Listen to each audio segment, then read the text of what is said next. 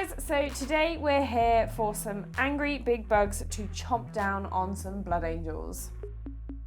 For the primary mission, we're playing Supply Drop, where the central objectives in No Man's Land are of crucial importance. For the deployment map, we picked Hammer and Anvil, which means that we're lining up on the short table edges. Additionally, there's an extra rule called Minefields in play, meaning every time a 6 to advance is rolled, that unit will suffer a mortal wound. Supply Drop really changes the face of the game as the game goes on, the objective markers in No Man's Land will be being removed, starting with Objective Alpha and then with any others, leaving just the Omega objective. With all that out of the way, it's time to move on to the all-important roll-off for the first deployment, and the Blood Angels win, selecting to be the attacker. We're going to draw our secondary objectives as well. For the Blood Angels, it's capture enemy outpost. I gain 8 victory points if I can control the opponent's objective marker. I also drew no prisoners, which gets me 2 victory points for destroying an enemy unit. For today's secondary objectives, we've got extend battle lines, which means that we need to hold objective markers in both our own deployment zone and in No Man's Land for 5 VP, and a tempting target, which means to pick an objective in No Man's Land and I will score 5 VP at the end of my turn if I'm holding that objective. As the Blood Angels decided to be the attacker, that means that the Tyranids are going to deploy first. For Tyranids deployment, we are first going with the Trigon. He is underground, ready to burrow up to destroy the Blood Angels. Next, we have the Tyrannifex, who is my main shooty Tyranid. He is sat ready to take out the Stormraven. We've then got the ultimate bug squad that will be coming up the center of the battlefield. So that's starting with the Psychophage. Next up, I deployed my first Screamer Killer. Next up is my second Screamer Killer, which Ollie converted. You can check out that video in the top right hand corner. And finally, for Tyranids, I placed the Carnifexes with our One Eye in the center along with the rest of their brood. And almost forgot, Winged Hive Tyrant, who started on the right hand flank. He may seem to be missing a couple of wings, but they are a work in progress at the moment. My Sanguinary Guard and Dante are starting in reserves, ready to descend from the heavens wherever they're needed most on the battlefield. For my first deployment, I'm deploying my Stormraven, which has both my Brutalis Dreadnought and a fully stacked Blade Guard squad with Captain and Lieutenant. Next up for me is the Intercessors, which are deployed on a backfield objective. They have sticky objectives, meaning that they should be able to secure this and then move off to other important tactical locations on the battlefield. My heavy firepower comes in the form of my Ballistus Dreadnought, which I'm deploying in cover. Now onto the really important roll-off for first turn, and the Tyranids roll a 6, opting to go first. So here we are in Tyranids turn 1. In the command phase, we both gain a command point. And now onto the movement phase. We saw the Winged Hive Tyrant move up 12 inches on the right hand side to gain the objective. Psychophage rolled for advance 3 inches and ended up moving up the battlefield 11 inches. Screamer Killer 1 advanced 4 inches, which meant that he followed up the Psychophage. The 3 Carnifexes, including our One Eye, rampage 4 inches up the battlefield, so they're now totally going 12 inches heading towards that main objective in the center. To maximise Tyrannifex's shooting, he stayed put behind cover. Screamer Killer 2 stayed put holding my objective. Let's see what damage can be done in the shooting phase. Hive Tyrant took aim at the Stormraven and unfortunately completely missed with his heavy venom cannon. And now onto the big guns. The Tyrannifex shooting his rupture cannon. The Tyrannifex takes aim at the Stormraven, taking it out in one fell swoop, puncturing the hull and raining fiery death over the battlefield in the first turn. In the fallout from the Stormraven, the Brutalis Dreadnought has fallen to the battlefield. Screamer Killer 1 takes every opportunity to scream directly at Brutalis and inflicts 1 wound. At the end of Tyranids turn 1, I gain 10 VPs for controlling 3 objectives, so 2 in No Man's Land and 1 in my own deployment zone. On to Blood Angels turn 1, and we're going to start by gaining a command point for both me and the Tyranids. Next up, I'm going to engage my combat doctrines for the Gladius Task Force, and I'm going to engage the Assault Doctrine straight away. The Assault Doctrine means they can advance and charge this turn, so I advance the Brutalis up 4 inches, the Blade Guard up 4 inches, and the Intercessors 4 inches, keeping hold of the objective due to their sticky objectives ability.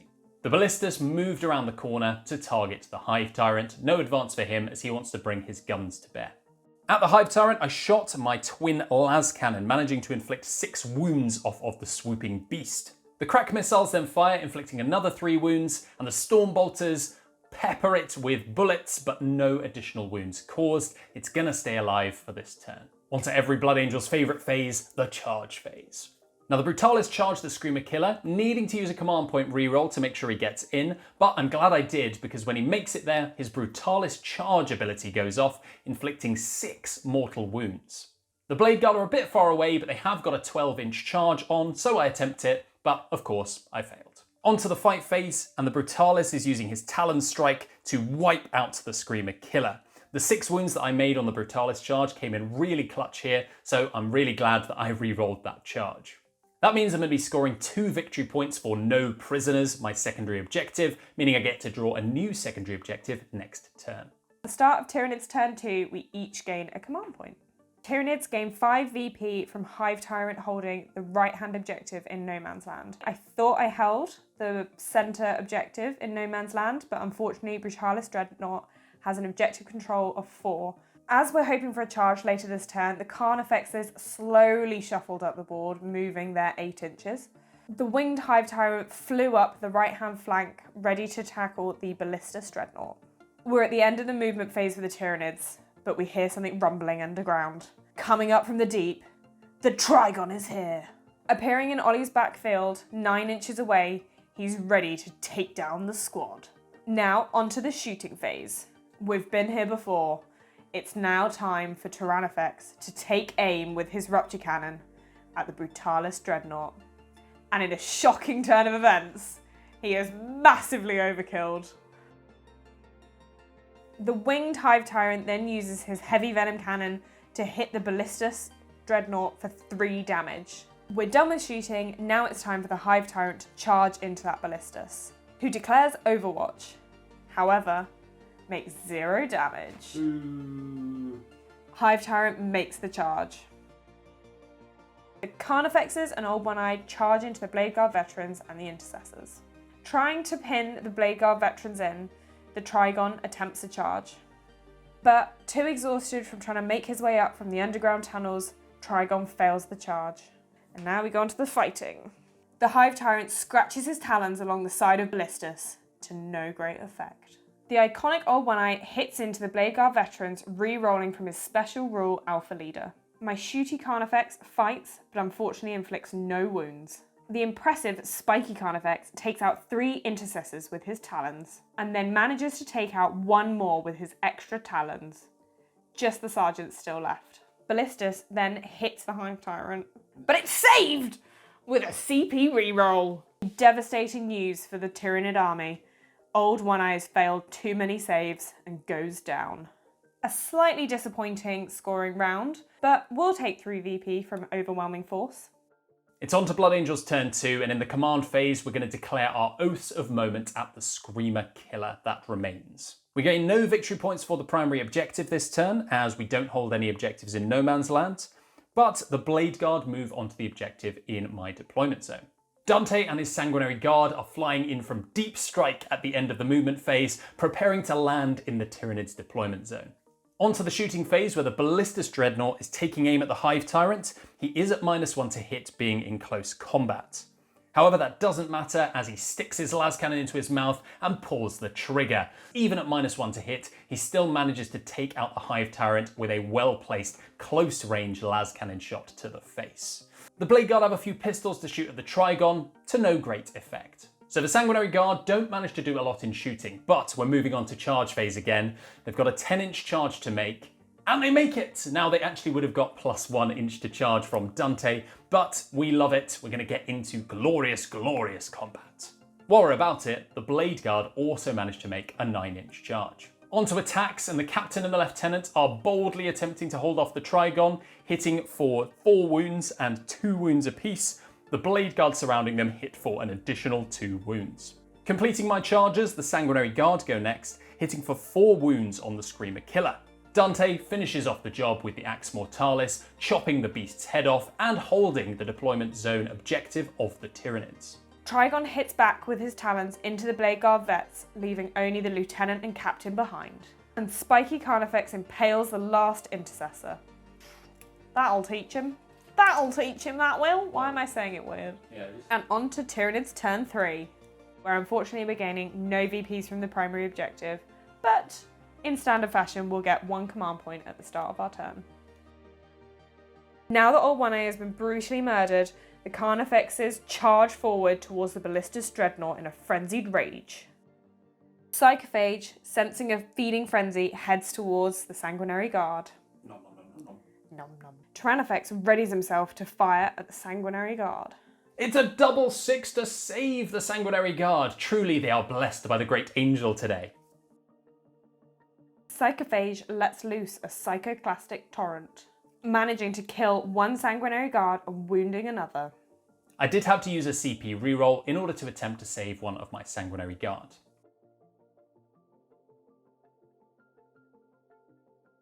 Shooty Carnifex sets his sights on Ballistus Dreadnought, inflicting just a single wound. And Trigon lets loose a volley of shots, managing to inflict 1 wound on the captain. The horrifying maw of the Psychophage approaches as it charges the Sanguinary Guard. In retaliation over the loss of the invisible winged Hive Tyrant, Spiky Carnifex and Shooty Carnifex charge at Ballistus. Again, the Ballistus attempts Overwatch, and again, no wounds inflicted. I really should learn that Overwatch probably isn't worth doing at this point. And now, onto the fight phase. The Psychophage used his tentacled maw to take down 2 Sanguinary Guard. Om nom nom nom nom nom nom. Spiky Carnifex punctured 3 wounds into Ballistus Dreadnought, meaning he has 3 wounds left. Now that the charges are over, the captain and the lieutenant attempt to attack the Trigon. The captain doesn't manage to inflict any wounds this time, but his charge is stepping up and the lieutenant manages to inflict 4 wounds on the beast. Trigon fights back. The Trigon uses his almighty tail to wrap itself round the captain, crushing him to death and removing him from the game. Dante fights back into the Psychophage, inflicting 2 points of damage, and the Sanguinary Guard fight back, inflicting 6 wounds. That means he's only got 2 wounds left. At the start of Blood Angel's turn 3, we're not getting any victory points from the primary. However, we are going to gain a command point each. Nobody's going to be moving, so we move straight onto the shooting phase. The lieutenant shoots at the Trigon with his Neo-Volkite pistol. No wounds. Sanguinary Guard shoot at the Psychophage with their pistol Angelus Pattern bolt guns. Also no wounds, and Dante takes aim with his Perdition pistol. Once again, no wounds inflicted. I was really excited to get some Melter off, but doesn't look like it's happening. The Ballistus also shoots at the Carnifex. But you may be seeing a theme here, no wounds inflicted. Okay, but we always know how to deal with the fight phase. Unfortunately, we have to hand over to the Tyranids first, as I haven't done any charges this turn. As it's the Blood Angel's turn and everyone is already locked in combat, I'm going to choose the Psychophage to go first. Psychophage attempts to nom-nom the Sanguinary Guard, and unfortunately, they manage to bat him away, causing 0 wounds. When I do get time to hit, it's over to my lieutenant, who hits into the Trigon to attempt to avenge his captain. But alas, no wounds inflicted. Spiky Carnifex does what he's here to do and skewers the Ballistus Dreadnought.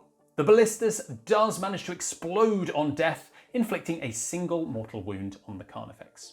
Explodes! Explosion! Explodes!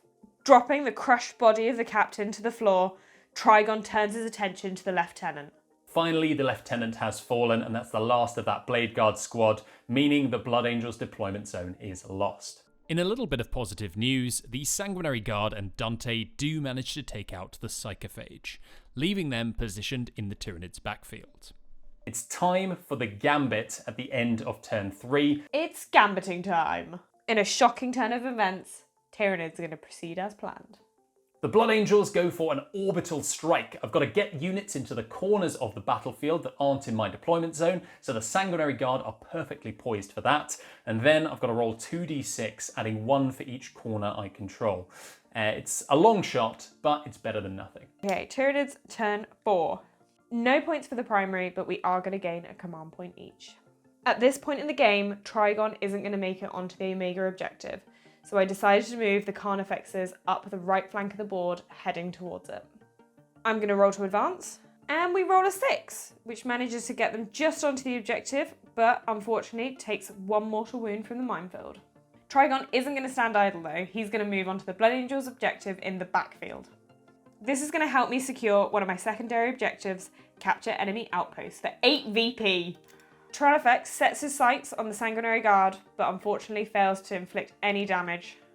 So at the end of Tyranid's turn 4, we tot up the secondary objectives and I managed to secure 10 VP for the Tyranids. On to Blood Angels turn 4, and we're gaining a command point each, but still no victory points. The Sanguinary Guard and Dante move over towards the Tyranids, shooting into it, but not managing to inflict any wounds. That's okay because we've sharpened our blades for just this occasion. We make our charge, and the Tyranids attempts to overwatch. Unfortunately, he manages to inflict no damage. After making it through the torrent of fire, Dante attacks for 2 wounds with the Axe Mortalis, and inspired by their leader, the Sanguinary Guard follow suit, inflicting 2 more wounds with their Encarmine blades.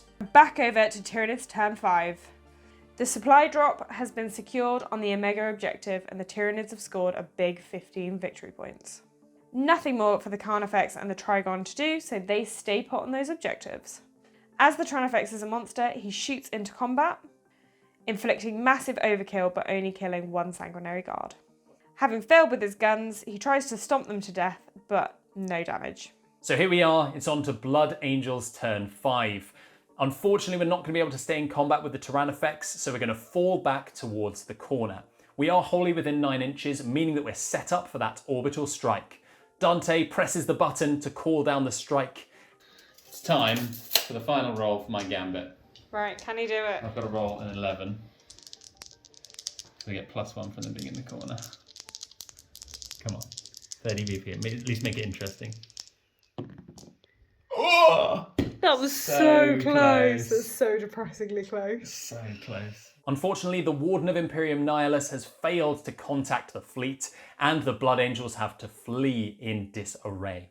A really great game, and it turns out that even with the gambit, I wouldn't have been able to win anyway. Really well played, Megs. A great show. Subscribe to the channel for more fun battle reports like this, and let us know in the comments down below what you'd like to see next.